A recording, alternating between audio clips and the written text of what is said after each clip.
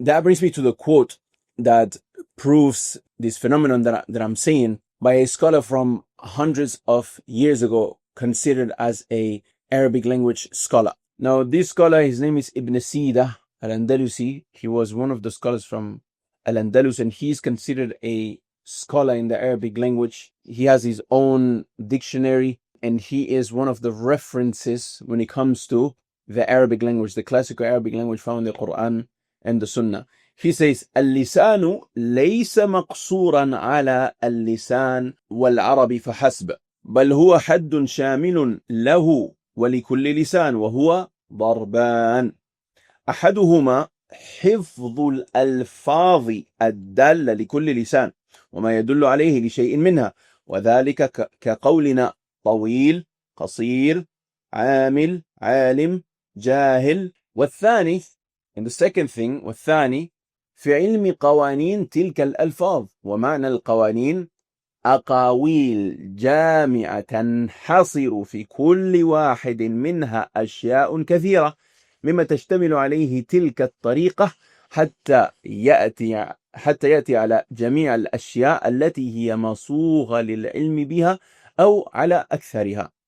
وابن سيدة هو أول من استعمل كلمات أو كلمة اللسانيات كما ورد في مقدمة المحكم. So he says language is not limited to Arabic alone, as in the knowledge of how to learn a language is not limited to Arabic alone, but rather it is a universal concept that applies to all languages. And this is something that, obviously when we come to many of our students at Anders Institute, for example, learning the Arabic language is the second language that they are learning.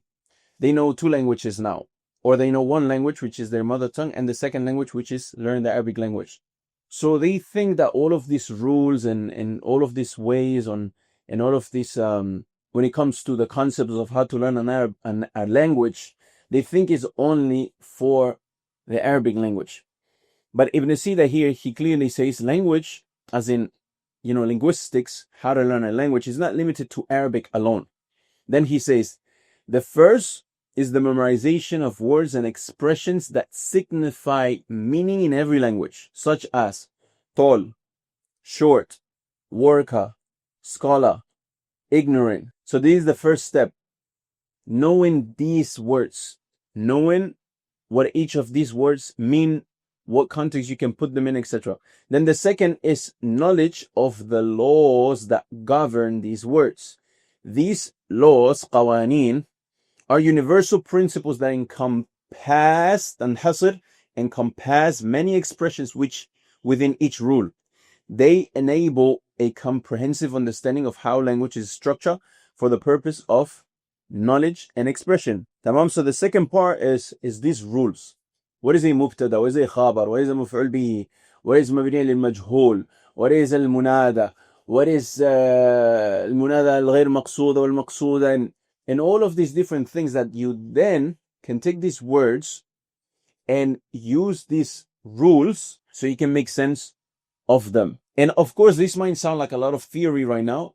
Bear with me before we go into the practicality, but it's important, as we said, for you to understand what are you doing before you even do it. Understand what it is before you even get into doing it. And then Ibn Sida was the first one to use the term linguistics, as found in the introduction of his book, Al-Muhkam. Now I need you to reflect on this. He said the language is of two parts. First is hifdhul alfaz, memorizing terms, memorizing nouns, memorizing vocabulary.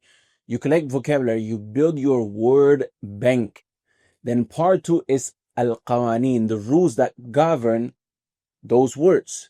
But what do most people do? They walk into Arabic and they start with the actual qawaneen, the actual principles, the actual rules, as if that is the whole language. So they spend months on grammar terms and they still can speak. And I've seen people who have graduated from known marakis, known centers in Egypt that are known for being grammar heavy. And at the end of it, they still cannot speak or maintain a regular conversation. They can do a lot of breaking sentences in a paper, but they cannot speak. So what happens is that their heart breaks because it feels like nothing is moving, and that's when they quit.